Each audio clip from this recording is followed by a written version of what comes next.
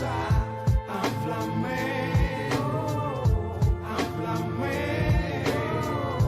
háblame y dime por qué sucedieron esas cosas.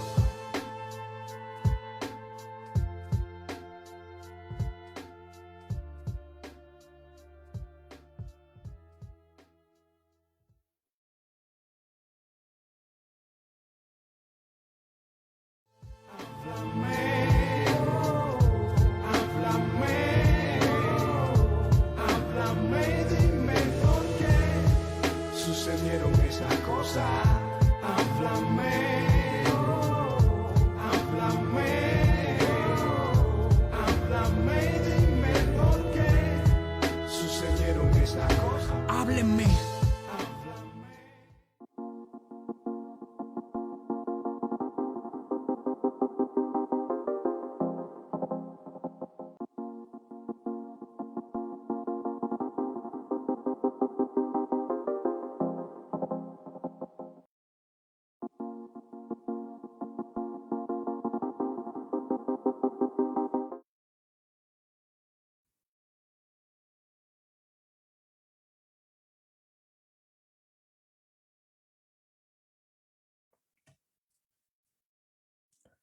Hola, muy buenas tardes desde Escocia. Mi nombre es Gianni Mastrangeli Salazar, soy historiador y periodista. En primer lugar, quisiera darle las gracias a la artista cubana Bruguera por haberme invitado a este espacio y también a mi querida amiga Claudia Mare también por la iniciativa. El día de hoy les voy a estar conversando sobre la revolución simbólica, de la destrucción de la historia al neologismo totalitario. Y por supuesto estaré haciendo constantes referencias al gobierno venezolano, a lo que han sido 20 años de chavismo. En primer lugar, porque esa es mi especialidad como historiador que soy. Y en segundo lugar, porque precisamente lo que ha estado ocurriendo en Venezuela durante los últimos 20 años es un gran ejemplo de lo que significa la deconstrucción de la historia, la decodificación de la historia para con fines enteramente políticos, ¿no? Y también es un ejemplo que se puede universalizar y comparar con otras realidades políticas y sociales del hemisferio, como por ejemplo el caso cubano, ¿no? Que está estrechamente atado a la realidad venezolana, puesto que el proceso cubano ha estado monitoreando, si se quiere, lo que se ha venido implementando en Venezuela desde el punto de vista político. Entonces, básicamente, voy a estar reflexionando sobre lo que es la manipulación de la historia y lo iré apuntando también hacia lo que significa la reconstrucción de la historia en otros ámbitos, como por ejemplo lo que estamos viviendo actualmente con el movimiento político Black Lives Matter, que inició en Estados Unidos y que, bueno, se ha estado expandiendo por Europa también, ¿no? Yo creo que la reflexión principal de esta pequeña charla del día de hoy va a girar en torno a eso, ¿no? Cuando hablamos nosotros de manipulación histórica y cuando hablamos sobre la reconstrucción de la historia, sobre la reescritura de la historia, pero con fines para la justicia social, ¿no? Para la inclusión de un grupo que ha sido marginado por los que han escrito la historia durante la existencia de la misma, ¿no? Desde mi punto de vista hay dos diferencias completamente tangenciales de las cuales voy a ir hablando el día de hoy, también ilustrando con, como comenté, con ejemplos de la realidad venezolana, pero siempre tratando de ir al fondo, ¿no? De todo esto. Entonces, siéntanse libres de colocar preguntas en el chat. Yo tengo acceso también a Facebook.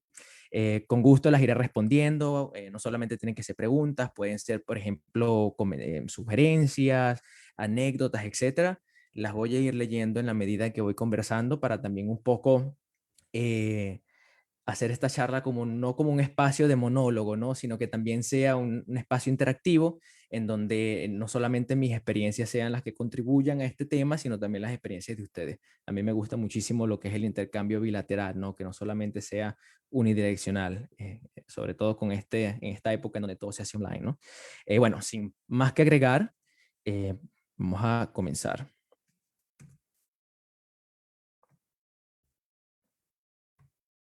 Entonces, voy a mover por acá que tengo. Reivindicación de la historia o manipulación de la misma. Revisando lo que ha sido el chavismo en Venezuela, para aquellas personas que no son venezolanas, para colocarlos un poco en contexto, chavismo en Venezuela se instauró en 1999 con la llegada al poder de Hugo Chávez y se ha mantenido hasta ahora como la principal corriente política que rige los destinos del país, ¿no? Desde el punto de vista político, social, económico, etcétera. El presidente Hugo Chávez murió en el año 2013. Sin embargo, desde su fallecimiento, quien ha continuado con su contienda política ha sido el segundo presidente en cuestión, que es Nicolás Maduro. Voy a intentar ser lo más, entre comillas, apolítico posible. Sin embargo, como estamos hablando de manipulación de la historia, es evidente que tenga posiciones muy fijas, ¿no? Como historiador al respecto.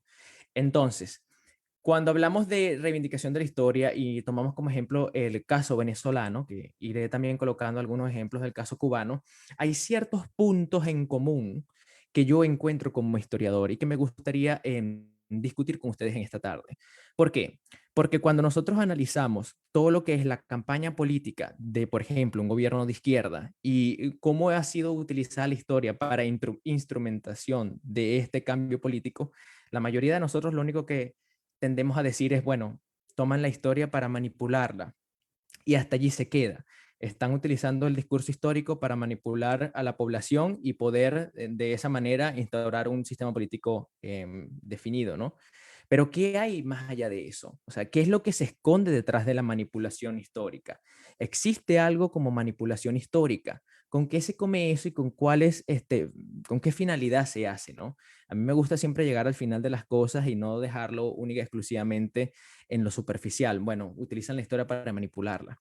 Hay unos puntos en común que quiero empezar a discutir con ustedes. El primero es modificación de la historia sin previa consulta de especialistas en la materia. Es decir, la historia empieza a modificarse desde un punto de vista arbitrario. Es una sola persona quien decide empezar a modificar ciertos y determinados acontecimientos de la historia para beneficio propio de su campaña política. Eso es lo que va a caracterizar el cambio o el revise de la historia, por ejemplo, en el caso venezolano y también en el caso cubano, con el endiosamiento de José Martí, por ejemplo, pero eso lo va a tocar más adelante. Todo empieza por la pretensión de un solo sujeto, que en este caso, por ejemplo, fue el presidente Hugo Chávez, ¿no? No es una decisión colectiva, es una manipulación por cuanto es la interpretación de una sola persona con referencia al pasado y excluyendo a los especialistas en la materia. En los acontecimientos que han regido el chavismo en Venezuela, ha habido poca consulta de las ciertas y determinadas modificaciones históricas que se han hecho en estos últimos 20 años con, por ejemplo, la Academia Nacional de la Historia, que es el ente, que engloba a los especialistas que estudian el área. Es el ente en donde están las personas más ilustres que han hecho las investigaciones históricas que son referentes para el estudio sociohistórico de la nación, ¿no? En segundo lugar, la historia, la historia no como proceso continuo, sino como proceso catalítico. Es decir, estos tipos de gobiernos intentan ver la historia no como un proceso lineal en el cual la historia se va revisando constantemente, porque la historia obviamente la historia es un acontecimiento la historia es un cúmulo de acontecimientos que han quedado en el pasado, ¿no? Acontecimientos que ya no existen por una misma línea temporal. Es decir, por ejemplo, lo que yo hice el día de ayer quedó en el ayer. Ahora, lo que yo interprete sobre lo que hice yo en el ayer es lo que vendría siendo historia, ¿no? Disculpen el ejemplo un poco burdo, pero más o menos es lo que se maneja en el término, ¿no? La historia es una sucesión de acontecimientos que han quedado en el pasado, que han muerto en el pasado por una misma línea temporal, porque la línea sigue, como todos como sujetos biológicos, siempre vamos en una línea que se dirige hacia el futuro, ¿no? Lo que hayamos hecho en el pasado quedó en el pasado desde el punto de vista físico, desde el punto de vista biológico. Sin embargo, las interpretaciones que nosotros hacemos de ese pasado es lo que se caracteriza como historia, es lo que nosotros entendemos acerca de lo que ocurrió en épocas pasadas. Eso, por supuesto, es un proceso continuo. ¿Y a qué me refiero con que es un proceso continuo? Porque la historia siempre está en constante revisión. Es decir, si yo voy a revisar lo que hizo, lo que ocurrió en el siglo XIX, las nuevas interpretaciones que van a ir surgiendo son interpretaciones que se van a ir justaponiendo a las interpretaciones existentes. Sin embargo, las personas que manipulan, las personas, los sistemas que manipulan la historia, no ven este proceso de análisis de la historia como una sucesión continua de interpretaciones, sino que llegan de forma un poco hasta geológica, ¿no? Llegan como un terremoto. Hay una necesidad de separarse de todas esas interpretaciones previas para crear una interpretación única que se sobrepone a las que ya existían. Esta es la verdad de lo que aconteció y todas las interpretaciones previas quedan completamente invalidadas, ¿no? Y hay algo que es sumamente interesante y es la presencia del síndrome del privilegio. Ese término no existe, ese término, em, entre comillas, lo inventé yo porque cae perfectamente con la conferencia, y es que hay una necesidad de atropellar todo lo que se había viniendo, todo lo que se venía escribiendo en relación a la historia, porque la generación actual se siente con derecho para hacerlo. Es decir, nuestra generación actual, específicamente la generación que tomó el poder, la generación que propone este cambio de la historia, se siente con cierto derecho hasta divino un poco, hay un tema hasta religioso allí, ¿no? Para cambiar todo lo que se ha escrito anteriormente. Es como una especie de sensación de deuda, ¿no? Nosotros llegamos a este punto de la historia con esa tarea de reivindicar todo lo que sucedió anteriormente. Básicamente, eso se ve muchísimo en estos tipos de ideologías, ¿no? Por ejemplo, en el caso del chavismo, que lo voy a ir explicando más adelante, hay una necesidad un poco errónea, ¿no? De tomar las riendas del pasado para transformarlas y catapultar lo que nosotros nos merecemos en el futuro. La historia como enemiga de la nación, venida hacia ella y no desde ella. Los regímenes políticos, por ejemplo, como el venezolano o el cubano, o si me quiero ir a los extremos, como el régimen estalinista o el régimen hitleriano, por ejemplo, ellos interpretan a la historia como un ente que es enemigo hacia la población actual. Es decir, la historia no nace de los ciudadanos, sino que la historia se le es impuesta a los ciudadanos, y por lo tanto, en esa relación entre imponerse o venirse de ella, los ciudadanos tienen la responsabilidad y el derecho de desligarse de esta historia. No sé si me explico.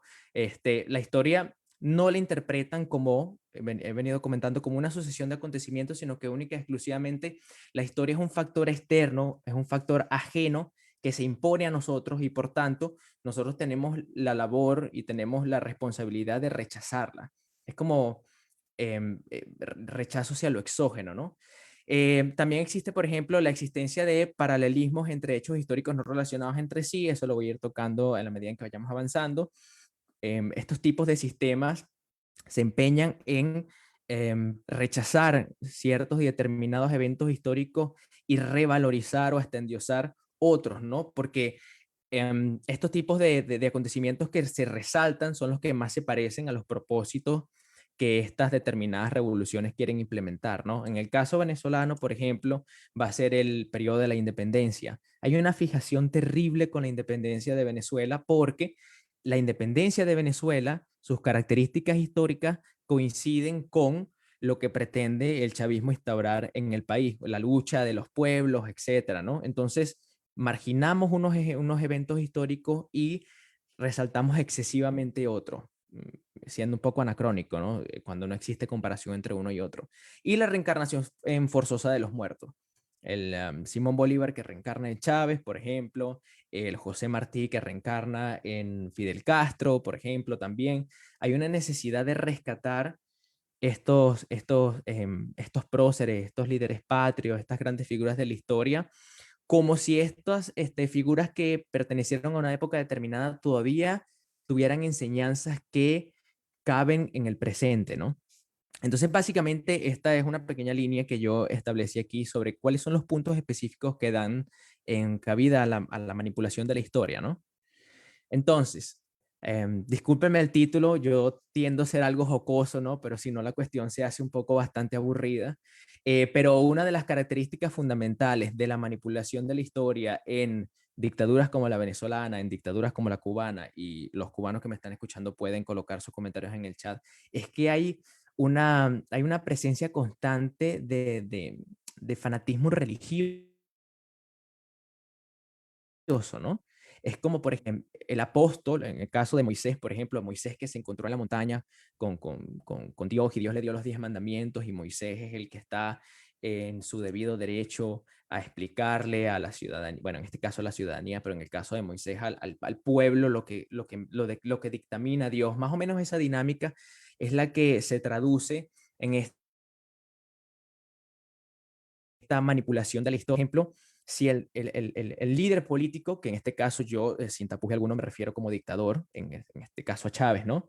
Es como si Chávez hubiera tenido una conexión divina con una especie de deidad, con una especie de revelación absoluta que le dictamina qué es lo que tiene que interpretar de la historia y cómo se lo va a contar a su pueblo. Y aquí es donde lo coloco en este pequeño diagrama, ¿no? El dictador está en el centro, que es la persona que va a ejecutar este mensaje divino que le ha llegado desde la supremacía, ¿no? Desde una voz omnisciente. Pero hay una serie de conjuntos que lo legitiman a la transmisión de su mensaje, ¿no? En primer lugar, está el pasado que lo delega, es decir, el pasado le delega a esta persona que es especial la responsabilidad de cambiar todas esas injusticias que se han registrado en el pasado para crear un futuro que sea más justo, ¿no? El futuro lo demanda y eso puede determinarse en los cientos de discursos que dio Chávez o en los cientos de discursos que dio, por ejemplo, Fidel Castro a lo largo de su vida. Ellos tienen como esa necesidad imperante de cambiar el pasado porque se sienten responsables de los destinos de la nación o de lo que vaya a ocurrir en la nación a futuro, ¿no? Que por supuesto esto todo está en la cabeza de ellos, pero es más o menos esa dinámica hasta psicológica, ¿no? Que se da en la mente de estas personas que plantean la reconstrucción de la historia, la destrucción de la historia y la construcción de una historia nueva. Estas personas, por supuesto, también siente que el pueblo los autoriza. El pueblo les delega la reconstrucción de la historia. Y está, como lo he venido comentando anteriormente, está la delegación de lo divino. Yo soy la persona que ha sido escogida por este momento histórico que yo estoy viviendo, por este momento histórico privilegiado para cambiar ese pasado injusto, ese pasado que no nos pertenece, ese pasado que es ajeno porque nos los ha impuesto. Lo voy a modificar para crear una sociedad, entre comillas, más justa, para crear un futuro que sea más equitativo para todo este pueblo que me está autorizando a hacerlo. Más o menos, es una idea bastante distorsionada de lo que es la memoria histórica, pero más o menos es lo que, basándome en los distintos discursos que he consultado, en los libros que he leído, en toda mi profesión como historiador, me atrevo incluso a decir que esto es lo que pasa por la mente de estas personas, ¿no? Que controlan este sistema. Entonces, eh, partiendo ya de lo que he venido comentando, Chávez tenía una frase bastante icónica, sobre todo en la segunda parte de su mandato, y que perteneció incluso a las propagandas políticas de sus últimos años antes de su muerte, y es: lo que quieran patria, vengan conmigo, ¿no? Esto me da incluso la razón eh, con respecto a lo que he venido ya comentando, ¿no? Yo soy la persona que ha sido escogida para marcar este futuro nuevo y para destruir todo lo que había sucedido, lo que había venido sucediendo en el pasado. Y aquí lo coloco en esta pirámide. ¿Cómo es la interpretación de la historia en estos tipos de sistemas? En primer lugar está el cúmulo de eventos históricos plagados de sufrimientos e injusticias. Todo lo que ha sucedido en el pasado hasta el día de hoy ha sido un cúmulo de desgracias, sufrimientos, opresión, esclavitud, y por ello tenemos que acabar con todo eso. No hay, no hay una especie de continuidad, hay un antes y un después. Todo lo que acumula ese antes es sinónimo de negatividad. Todo lo que vendrá sucediendo a partir de ahora y que se irá apostando hacia el futuro es sinónimo de igualdad, o lo que, por ejemplo, llamaba Chávez el nacimiento del hombre nuevo. Entonces, hay un divorcio con el pasado. ¿A qué me refiero con que hay un divorcio con el pasado? El pasado tenemos que deslastrarlo. El pasado tiene que quedar atrás. No hay nada que podemos sacar de ese pasado, o por lo menos eso es lo que se venía perfilando en Venezuela a partir de 1999, en que ya irán viendo que es como una especie de contradicción que se va armando, ¿no? Porque por un lado estamos condenando al pasado, que lo que sucedió en el pasado no funciona, no hay nada que podamos aprender del pasado, pero al mismo tiempo, cuando este sistema político se va desarrollando, nos damos cuenta de que no es que todo lo que ocurrió en el pasado no funciona, es que hay ciertas cosas que sí podemos rescatar y otras que no. Es una visión un poco muy blanco y negro, ¿no? No hay matices, no hay grises. Y coloco este cero en la parte baja de la pirámide porque la idea de manipular la historia es que reseteemos el sistema. ¿Por qué vamos a resetear el sistema? Y esto es fundamental en el caso venezolano, por ejemplo. vamos a manipular la historia, porque manipulando la historia, borrando todo lo que ha sucedido en el pasado, nosotros dejamos a los ciudadanos sin referentes históricos. Y esto es importantísimo. ¿Por qué nos empeñamos en cambiar los símbolos patrios? ¿Por qué nos empeñamos a cambiar el himno, el nombre de las calles, el nombre de las plazas? Que eso también lo han visto mis queridos cubanos, ¿no? Yo siempre digo que nosotros como venezolanos tenemos muchísimo que aprender porque es una historia que, apartando los tiempos históricos, parece repetirse, ¿no? ¿Por qué cambiar el nombre de los billetes? ¿Por qué cambiar el nombre de las plazas? ¿Por qué cambiar el nombre del país? Que eso también lo hizo Chávez apenas llegó al poder. Porque la idea es dejar a la ciudadanía sin referentes históricos. Si tú dejas a tu ciudadanía sin referentes históricos, evidentemente el ciudadano común no tiene ese sistema de comparación que le es necesario para desarrollar un pensamiento crítico. Es como si, por ejemplo, a cada uno de ustedes le borraran la memoria y ustedes no tuvieran acceso a sus recuerdos, a sus vivencias, a sus traumas, a sus felicidades pasadas, sino que volvieran a nacer el día de hoy. Evidentemente, todos los acontecimientos que vayan a ir ustedes experimentando a partir de ahora hacia el futuro van a estar como en una especie de orfandad porque no tienen referencia histórica, no tienen ese bagaje intelectual, ese bagaje cultural, ese bagaje social que le permite a ustedes hacer una especie de juicio de valor y determinar qué es lo más o menos conveniente. Ese es el punto clave de la manipulación de la historia por un lado y por otro lado, esa sensación de tabula rasa, ¿no? Vamos a aplastar todo lo que ha venido ocurriendo para empezar a construir un sistema de valor nuevo. Entonces, claro, si tú dejas a la ciudadanía sin referente histórico, evidentemente la ciudadanía es mucho más moldeable, ¿no? Entonces, ese es fundamentalmente lo que se venía experimentando en Venezuela, lo que se intentó implementar desde un momento. Aquí les coloco un video, no sé si podrán escucharlo. Este video es sobre la toma de posesión de Hugo Chávez en Venezuela en 1999. Me gustaría que escuchásemos una parte para luego ir analizando su discurso.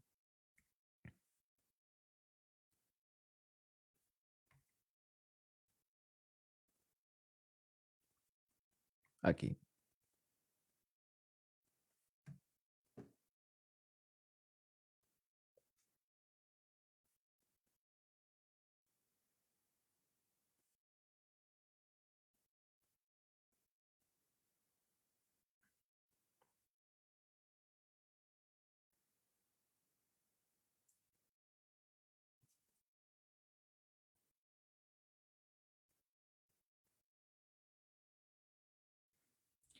Evidentemente no vamos a escuchar todos, pero allí Chávez lo deja excesivamente claro. Sobre esta constitución moribunda voy a establecer las bases de la nueva república. Yo, aquí haciendo paréntesis, ¿no? Yo tengo 29 años, este año voy a cumplir 30. Por supuesto, cuando esto ocurrió en Venezuela yo tenía escasos 8 años. Pero si yo cambio la película un poco y me coloco con 30 años en 1999, yo no entiendo cómo gran parte de la población no se dio cuenta de la gran manipulación histórica que se venía, ¿no? Porque quedó clarísimo en 1999 que el propósito fundamental de la ideología chavista era arrasar con todo lo que se venía construyendo en Venezuela de 1999 hacia atrás para erigir lo que menciona Chávez, la República del Hombre Nuevo, ¿no? Eso queda absolutamente claro. De hecho, después de 1999, para colocarlos un poco ustedes en contexto, Venezuela tenía un Congreso Nacional que Chávez, a través de la promulgación de una constituyente, logra disolver y se crea la Asamblea Nacional Constituyente, ¿no? Esta Asamblea Nacional Constituyente, formada en gran parte por los mismos políticos que apoyaron a Chávez durante su primera campaña para llegar al poder en 1999, son los que aprueban por decreto el cambio del nombre del país de República de Venezuela a República Bolivariana de Venezuela y aprueban posteriormente irán aprobando la adaptación del adjetivo bolivariano en prácticamente todas las esferas públicas del país, ¿no? A partir de 1999, casi todas las instituciones de gran envergadura en Venezuela empiezan a adoptar el adjetivo bolivariano. Tenemos, por ejemplo, Estado Bolivariano de Miranda, tenemos, por ejemplo, Policía Bolivariana de Miranda, tenemos, como ya mencioné, República Bolivariana de Miranda. Es decir, hay una, hay una hegemonía del pensamiento bolivariano en Venezuela, que aquí hago una anécdota bastante, aquí hago una anécdota bastante interesante, ¿no? Y es que yo, y eso lo comenté con Tania antes de la invitación a la conferencia, yo trabajé en el Ministerio de la Cultura en Venezuela como historiador y tuve la oportunidad de conocer a muchas de las personas que crearon este monstruo, ¿no? Siéntanse también en, en la potestad de hacerme preguntas, ¿no? Yo tengo potestad para criticar esto porque yo presencié al monstruo con mis propios ojos, ¿no? En una oportunidad yo tuve una charla con una escritora venezolana opositora que se llama Mirla Alcibiades y estuvimos discutiendo sobre lo que era el cambio del nombre de la República, ¿no? Y entonces ella me dice, jamás se me va a olvidar, ella me dice, no, chico, haberle colocado Bolívar a Venezuela es la cosa más estúpida que yo haya escuchado en este mundo, porque si este gobierno lo que está es promulgando la inclusión, la lucha de clases, quiere resaltar la memoria de los esclavos, de los pardos, quiere luchar contra la burguesía, etcétera, ¿por qué diablos le puso por qué diablos le puso bolivariano a Venezuela? Si Bolívar fue el tipo más oligarca, burgués y vino de las clases más privilegiadas del país en el siglo XIX. Entonces, les traigo a colación esta anécdota porque precisamente es una modificación del pasado con poco conocimiento del pasado. Es decir, vamos a modificar los códigos fundamentales de la simbología venezolana y vamos a modificar la historia venezolana, pero realmente con poco sustento histórico, ¿no? Porque si hubiesen tenido dos dedos de frente sobre lo que realmente significó el pensamiento bolivariano en Venezuela, Venezuela no se llamaría bolivariana, Venezuela tendría otro nombre, pero bolivariano no, porque lo que menos representa lo llamado revolución bolivariana es Bolívar. Bolívar era el tipo más oligarca que existió en la primera mitad del siglo XIX. De hecho, Bolívar no tuvo gran movimiento popular, si se quiere, para utilizar los términos de Chávez, sino muy adelantada a su campaña. Bolívar era un tipo que representaba una clase política muy terrateniente en lo que se llamaba la Capitanía General de Venezuela. Entonces, es realmente sorprendente que haya una manipulación de la histórica con fines muy protagonistas, pero que carece de una fundación histórica bastante académica y sustentable, ¿no? Entonces, por eso les quise compartir este pequeño fragmento de la toma de posesión de Chávez en el 99, porque sencillamente lo deja clarísimo, ¿no? Entonces, el cambio se da, por ejemplo, en el caso de nuestra nación, ya no somos República de Venezuela, sino que somos República Bolivariana de Venezuela. Esto es un cambio modular, para mí es el cambio más importante desde el punto de vista histórico que se ha podido dar en Venezuela en los últimos 20 años. Eh, ya se nos acuña el término bolivariano y se nos imprenta incluso hasta en la cédula, que para muchos de ustedes puede ser algo completamente irrisorio, pero la cédula en Venezuela es el documento de mayor importancia. Nosotros desde, no sé, desde para ir al baño hasta para ir a votar, para respirar, para lo que sea, nos piden la cédula. Y por supuesto que para Chávez significaba muchísimo más fundamental para un ciudadano, que es el nombre de su nación, y que eso que eso queda implantado incluso hasta en las demostraciones más mínimas, como por ejemplo aquí en la foto que les estoy colocando en la cédula, ¿no?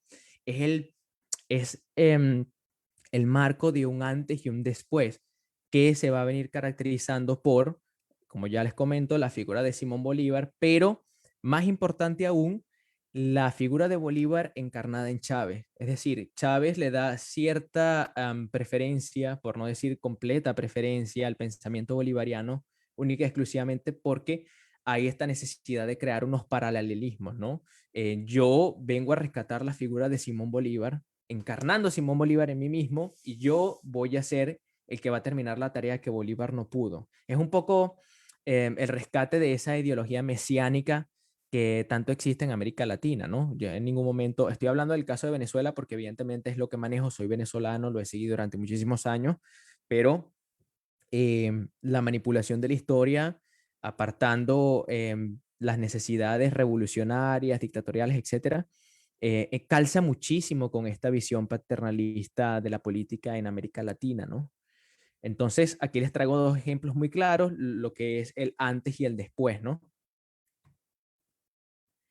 Sin embargo, rescatando lo que comenté al principio de la conferencia, no todo en la historia es mala, sino que la historia es interpretada no como un conjunto de elementos, sino como una lucha entre el bien y el mal. Es una visión muy infantil realmente, ¿no? La historia no se entiende como una sucesión de acontecimientos, ni tampoco como una amalgamación de acontecimientos. La historia no se entiende como grises, como debería ser, sino que la historia empieza a entenderse desde un punto de vista muy romántico, hasta muy infantil, entre la lucha de los buenos con los malos, ¿no? La historia como proceso inicialmente aislado y virgen, pero interrumpido por lo exógeno. En el caso venezolano, la revolución bolivariana se enfoca tremendamente, y cuando les digo tremendamente, es que, por ejemplo, cuando yo trabajé en el Ministerio de la Cultura, única y exclusivamente escribíamos sobre el periodo independentista. Se nos tenía terminantemente escribir sobre cualquier cosa que haya ocurrido en el siglo XX venezolano. Nuestra tarea era escribir todo lo que haya acontecido en el siglo XIX, específicamente en el periodo de la independencia, pero si nos salíamos de esos marcos históricos implementados desde la alta cúpula, o nos quedábamos sin trabajo, o sencillamente nos despedían, o sencillamente nos colocaban en una lista negra, y como profesionales de la historia no teníamos vida, ¿no? En lo absoluto.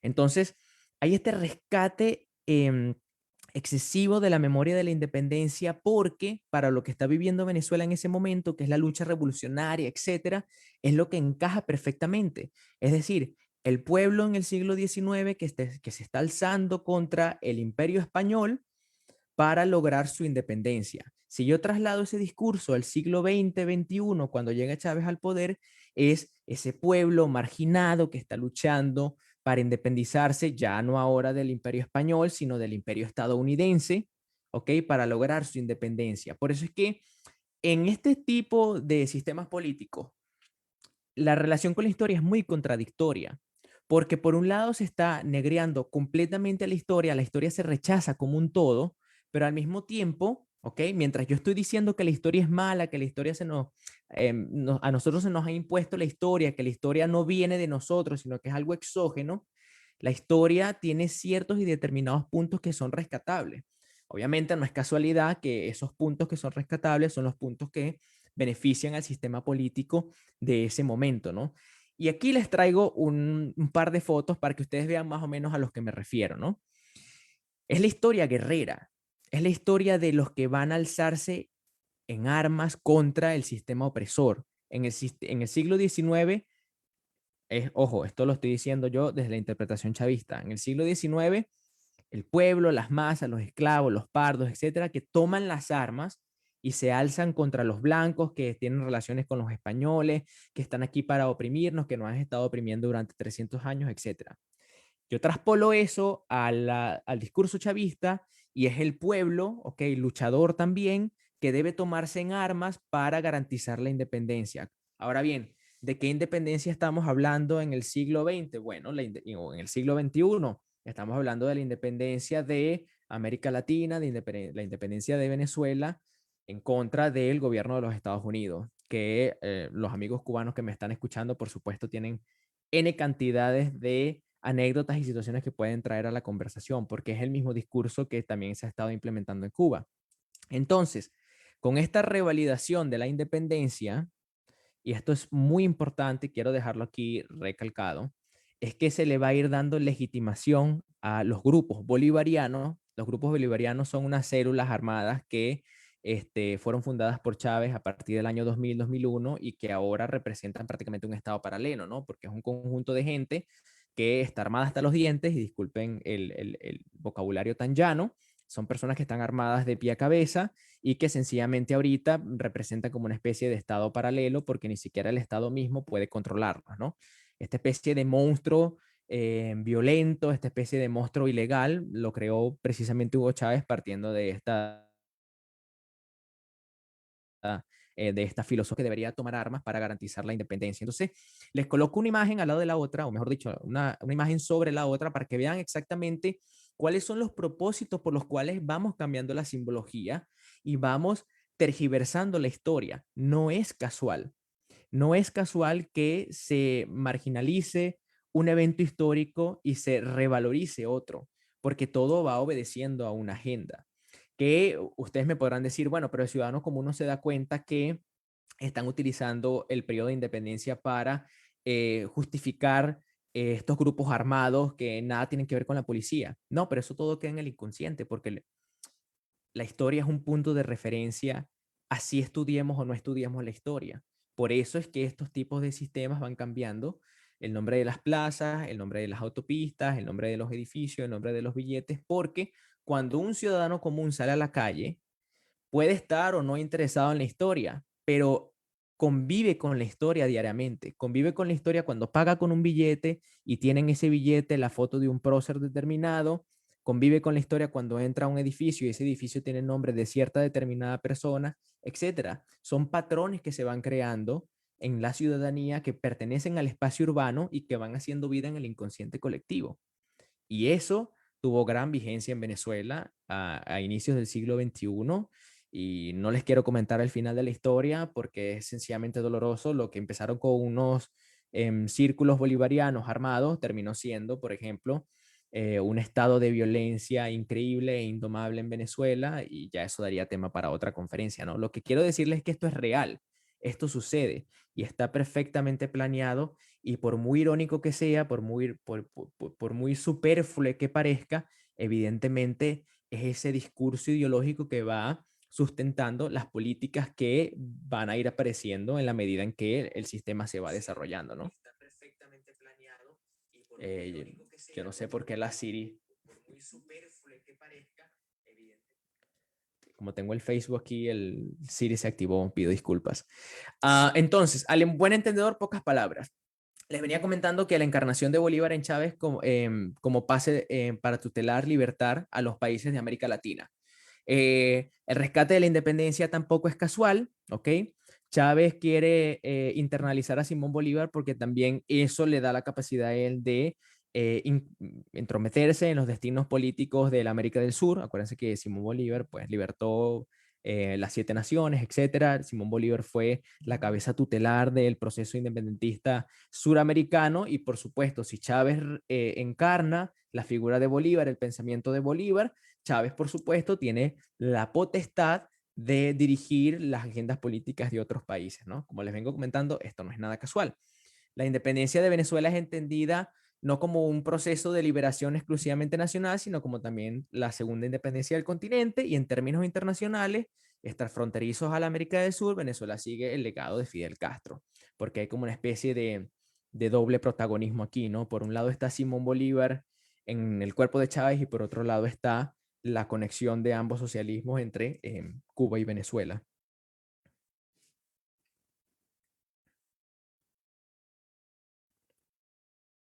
Aquí les traigo otro video de Chávez refiriéndose a la cancillera alemana Angela Merkel, porque lo que viene a continuación es no solamente el cambio del simbolismo, sino también el cambio del discurso, ¿no?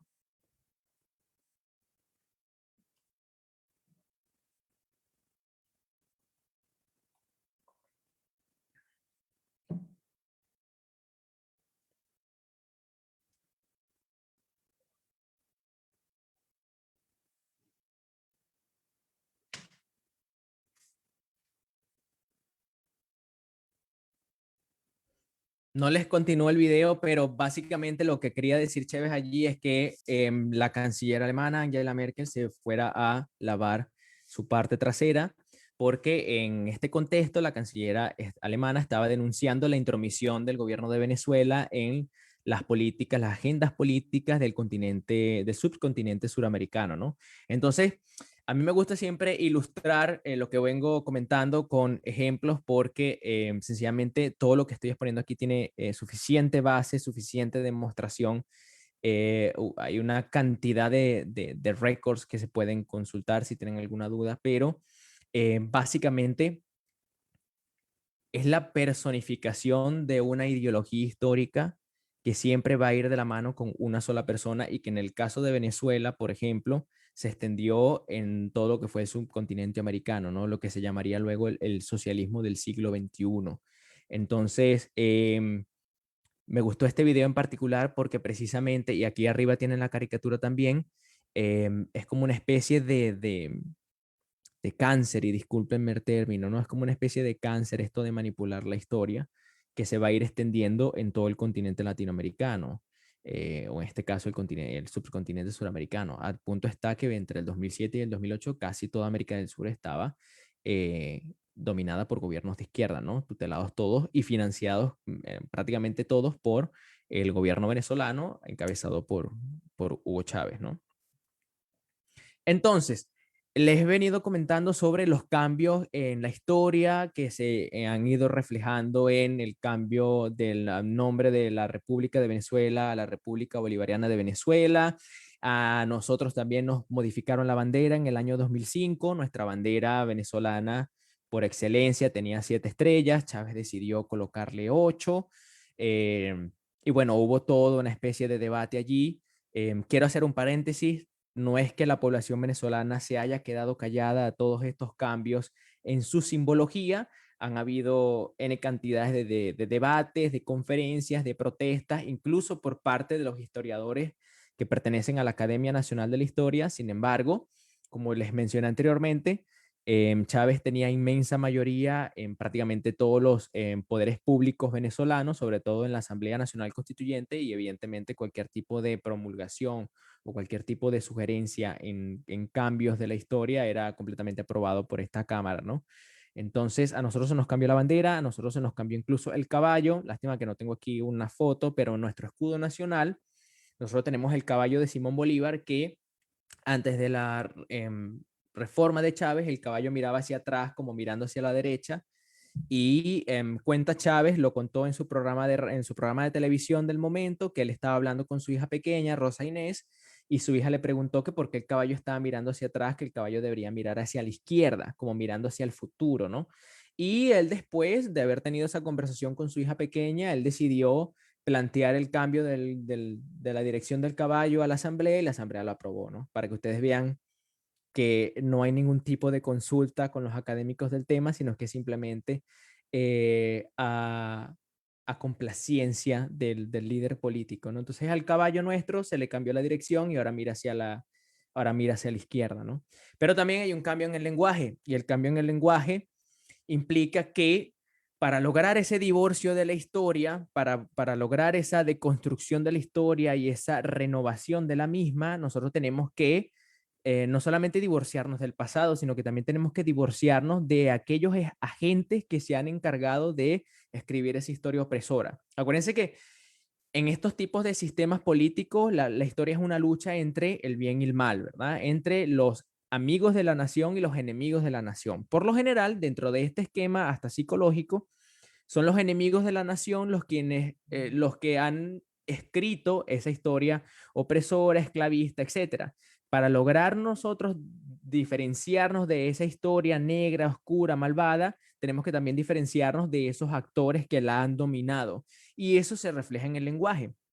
En 20 años de política chavista en Venezuela, el lenguaje se ha dividido como en dos partes, ¿no? El lenguaje del bien y el lenguaje del mal. Aquí en el lenguaje del bien, por ejemplo, tenemos palabras como camarada, compatriota, bolivariano, combatiente, luchador, compañero, revolucionario. Si ustedes analizan estas palabras, son palabras en exceso decimonónicas, ¿no? Por ejemplo, relacionadas al periodo independentista, combatiente, vamos a luchar, luchador, bolivariano, que viene de Bolívar, compatriota, camarada. Hay esa referencia constante a lo colectivo, pero al colectivo que no se une, no se une por cuestiones del destino, no se une al azar, sino que se une para luchar. Y del otro lado de la moneda tenemos términos como escuálido, que fue el que inauguró Chávez poco tiempo después de haber iniciado su mandato para identificar a las personas que estaban contrarias a su política, y todos los que le siguen a continuación: apátrida, oligarca, imperialista, rico, maricón incluso, este, se ha utilizado para señalar a las personas que están contrarias al régimen, resentido, antirrevolucionario, etc. Esto se va a ir expresando a lo largo de 20 años. Incluso hay un estudio que realizó la Universidad Católica Andrés Bello, ahorita no recuerdo el año, yo estaba en Venezuela, supongo que era para el 2014, en donde varios lingüistas hicieron análisis sobre el impacto de estas palabras en el vocabulario común del venezolano, ¿no? Sin mencionar, por ejemplo, el uso del color rojo. El color rojo, como ha sido utilizado hasta el cansancio por la propaganda chavista, el venezolano promedio de hoy en día no utiliza el color rojo porque automáticamente tú lo asocias con el chavismo, ¿no? Entonces, si hay como una especie de trauma y el poder en las palabras tienen precisamente esa finalidad de separación, esa finalidad de rechazo y esa finalidad de marginalizar un sector de la población que es visto como el enemigo, ¿no? Y aquí les pongo, por ejemplo, esta caricatura que me encanta, que viene refleja lo que vengo comentando, ¿no? Sobre Chávez y la reencarnación de Bolívar. Aquí, fíjense que para ir preparando la conferencia que les he presentado el día de hoy, estuve, por supuesto, haciendo mi respectiva investigación y ya que el instituto es cubano en primera instancia, me metí a leer un poco lo que eran los portales oficiales cubanos y no sé si reí o lloré, porque comparándolo con los portales oficiales venezolanos, yo creo que yo le borro los nombres Cuba y Venezuela y prácticamente son lo mismo, ¿no? No se los voy a leer por completo, pero el fragmento del lado izquierdo lo saqué de Ecurred de Cuba porque estaba investigando también cuáles han sido los cambios que mis queridos cubanos han experimentado con las plazas, los edificios, etcétera, ¿no? Y lo primero que se me vino a la mente fue la famosa Plaza de la Revolución, que se llamaba Plaza Cívica y cuyo nombre fue cambiado en el año 1961 después de que Fidel Castro llegara con su revolución cubana en 1959, ¿no? Entonces, esta fulana página de internet, EcuRed, dice incluso, si ustedes leen en el tercer párrafo, fue pues la generosidad popular y la admiración de los cubanos por Martí lo que verdaderamente permitió la construcción de esta obra, ejecutada mediante el diseño vertical y que fuera construida totalmente después de haberse producido en Cuba el triunfo de la Revolución Cubana. Esto refiriéndose al monumento de José Martí que está en dicha plaza.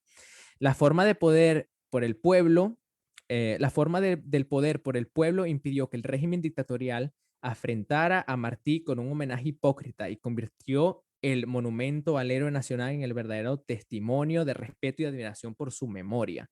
Incluso por allá en el mismo texto dicen, no, lo que sucede es que los gobiernos anteriores a Fidel Castro, en vez de invertir el dinero que habían robado de la nación, se lo echaron encima, etcétera, ¿no? Por allí va el discurso con la burguesía, con el enemigo, con la persona culpable de que la historia sea este cúmulo de sucesos oscuros y opresores, ¿no? Y en el lado derecho les traigo un fragmento del Centro Nacional de Historia de Venezuela, donde tuve el privilegio de trabajar durante 3 años como historiador. Ese es el cuento que voy a utilizar para cerrar esta conferencia. El Centro Nacional de Historia se fundó en el 2007 por Hugo Chávez, básicamente porque de 1999 al 2007 ya tenemos casi 10 años de revolución, ¿no? En donde, como les he venido comentando, se han suscitado distintos cambios en la simbología y en la historia venezolana. Evidentemente, para seguir promulgando esta serie de cambios, el gobierno se dio cuenta de que tenía que tener un sustento académico necesario, ¿no? Él tenía que tener el respaldo de los historiadores. ¿Qué pasa en Venezuela? Los historiadores serios, los historiadores de gran envergadura, pertenecían a la Academia de la Historia y por supuesto la Academia de la Historia siempre ha estado completamente opuesta al régimen. Entonces, lo que se le ocurrió a Chávez en el 2007 es, bueno, no puedo lograr que la Academia de la Historia afecta a mi gobierno, que coquetee con mis políticas. Yo lo que voy a hacer es voy a crear otro centro de historia paralelo, le voy a colocar Centro Nacional de Historia y voy a juntar un cúmulo de intelectuales que sí estén a favor de mi campaña, de mi propuesta política, y a partir de allí ellos van a ser la columna vertebral de todas las modificaciones históricas que yo voy a seguir realizando en el país, ¿no? Entonces, esta es la descripción del Centro Nacional de Historia en su página web y por acá abajo dice también, la historia, como advirtió Heródoto, en comienzos mismos del oficio, es el mundo de lo diverso, que ya ustedes han podido ver que de diversa esta interpretación de la historia no tiene nada, ¿no? sujetarla a una única manera de ser y a un único significado es ahistórico como forma de conocimiento y criminal por lesivo a los pueblos. La historia que proponemos es una ampliación del horizonte historiográfico, un mirar hacia aquello que nadie o muy pocos ha querido mirar. Entonces, yo comparo estos dos sitios web y por supuesto, como les venía comentando, yo borro Cuba y borro Venezuela y es exactamente lo mismo. ¿Y por qué les estoy comentando esto? Porque básicamente eh, eh, este proceso de manipulación histórica sigue como una especie de receta, ¿no?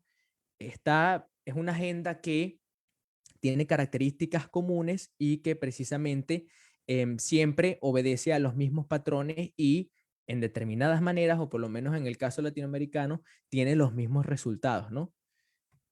Entonces, para concluir, porque quiero dar un espacio para las preguntas, una de las cosas que yo venía conversando con Tania cuando le propuse el tema de mi ponencia es, yo quiero diferenciar lo que es la manipulación de la historia con la reivindicación de la historia, porque son dos cosas completamente diferentes, ¿ok? ¿Y a qué me refiero con esto? Que desde el año pasado, cuando surgió el movimiento de todas las vidas negras importan, creo que estoy haciendo una mala traducción al respecto, Black Lives Matter, en Estados Unidos, cuando se asesinó a George Floyd, etcétera, etcétera, ha habido como esta especie de preocupación mundial por crear una historia más inclusiva, ¿no? Una historia que pueda ser escrita tanto por los opresores como por los oprimidos, o en este caso, para darle más voz a los oprimidos. Yo vivo en Edimburgo, yo vivo en Escocia, y el año pasado, por ejemplo, en la Universidad de Edimburgo hay un edificio muy famoso que se llama David Hume. Y ese edificio, por anonimidad, se le cambió el nombre, se le puso nada más edificio de Edimburgo, se le quitó el Hume porque Hume es una persona que está ligada al esclavismo, etcétera. Aquí en Edimburgo también hubo varias expresiones de vandalismo en donde grafitearon a las estatuas, etcétera, porque las personas afrodescendientes que viven, por ejemplo, en Escocia, exigen que a todas las estatuas de personas que eran dueños de esclavos se les coloque una placa pequeña que diga que estas personas contribuyeron a la opresión de los pueblos negros.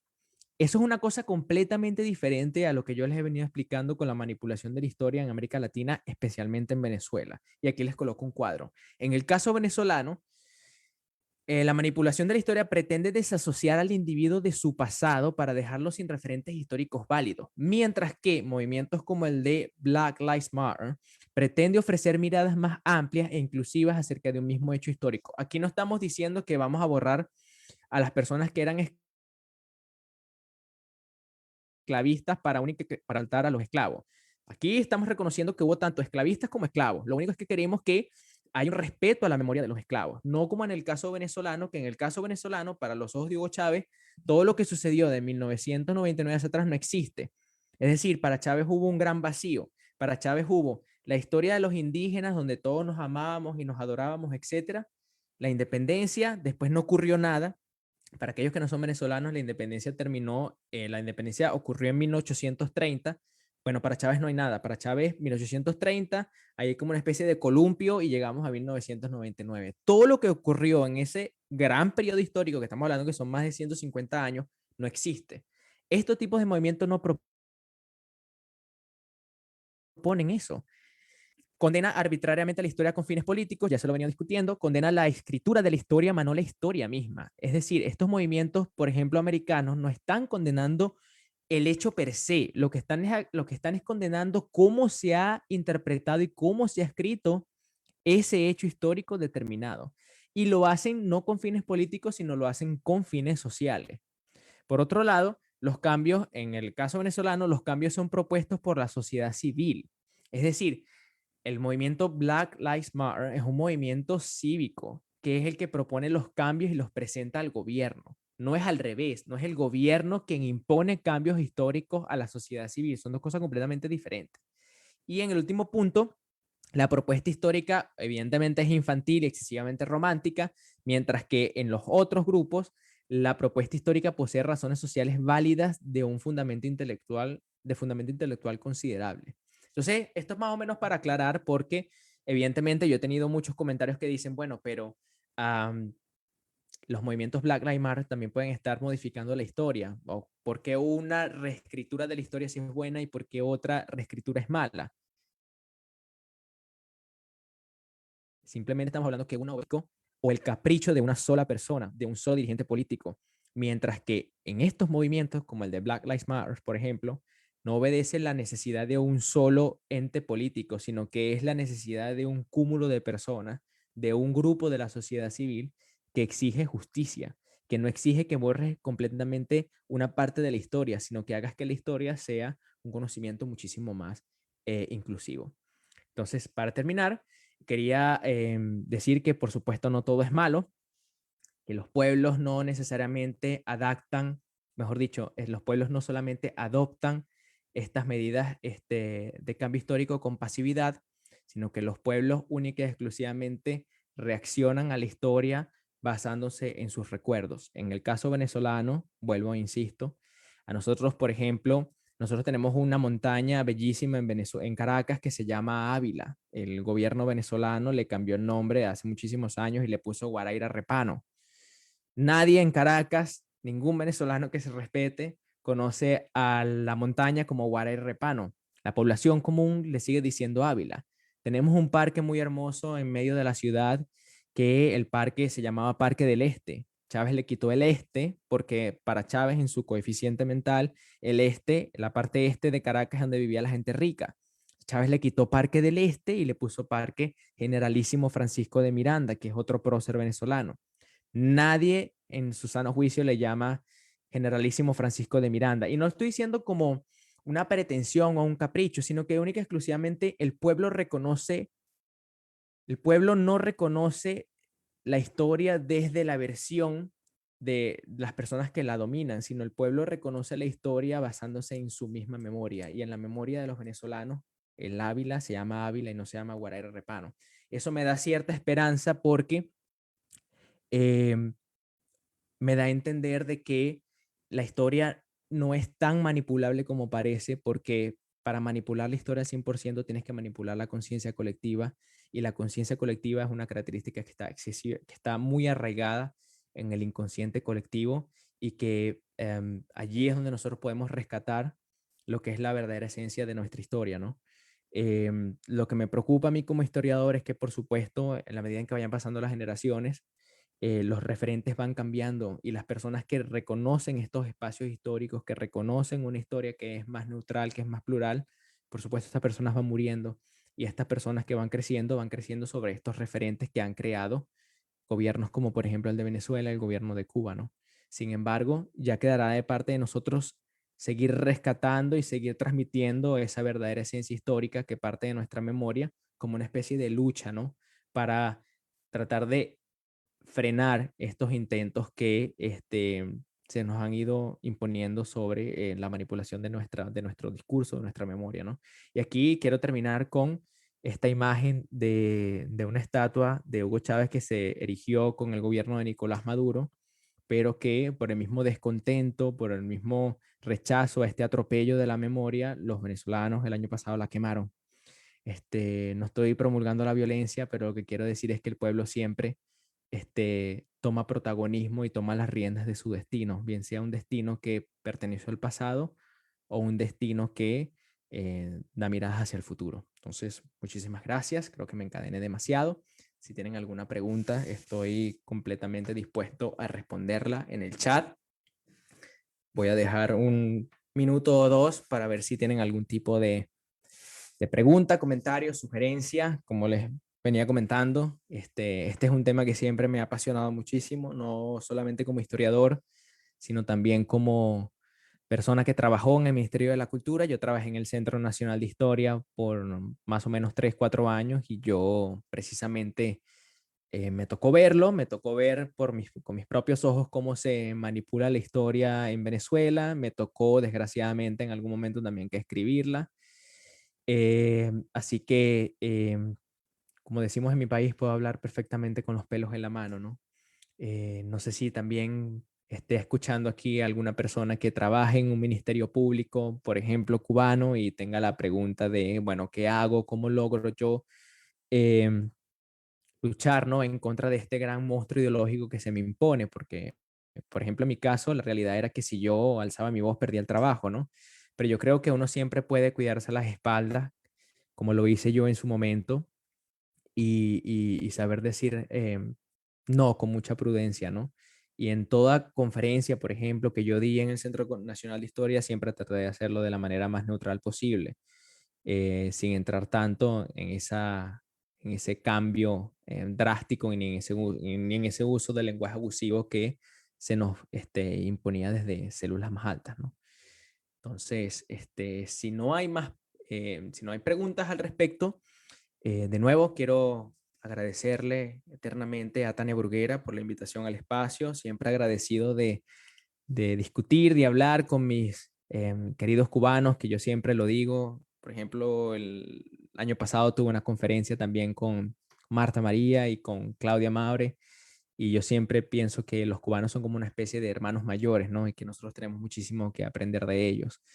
Y espero y aspiro en algún momento que tanto cubanos como venezolanos nos podamos sentar en la misma mesa y recordar todo esto como una pesadilla, y no hablemos de destrucción de la historia, sino que hablemos de la reconstrucción de la historia, ¿no? Que es lo que realmente nos atañe. Entonces, nada, quiero agradecerles, ha sido un placer. Si tienen algún tipo de comentarios, pueden escribirme a mis redes sociales, @lesnogotaonline en Instagram, o me pueden encontrar en Facebook y en Twitter por mi nombre, Gianni Mastrangeli Salazar. Estén al pendiente de las próximas conferencias que va a dar el Instituto Internacional de Artivismo Hannah Arendt. Estoy seguro de que en mi caso particular estaré siempre dispuesto a colaborar con ustedes y se vendrán cosas mejores. Les mando un saludo desde Escocia y que tengan buena tarde.